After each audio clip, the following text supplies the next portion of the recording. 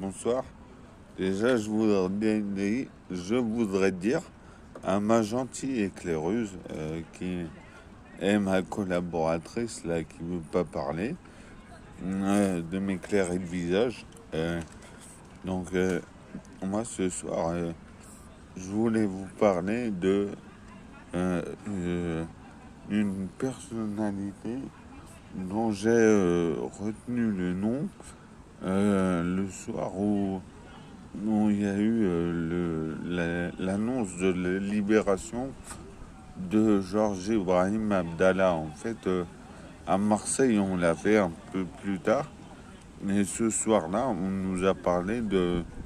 Ben, du coup, je sais, c'est une Iranienne euh, qui s'appelle Madieh Asfandari. Et en fait, voilà, moi j'écoutais le discours d'une oreille.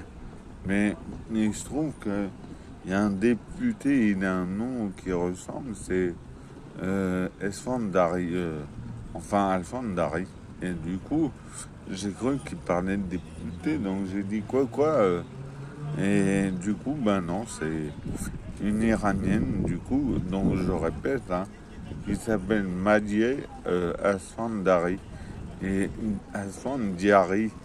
Et comme en fait, ce soir-là, il libérait Georges Ibrahim Abdallah, mais voilà, je me suis dit, ça pourrait être une nouvelle qui prend sa place, quoi.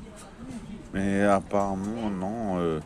Enfin, elle a été condamnée pour une apologie du terrorisme, donc je pense que c'est possible, hein, vu les horreurs qui sont perpétrées en ce moment en Israël.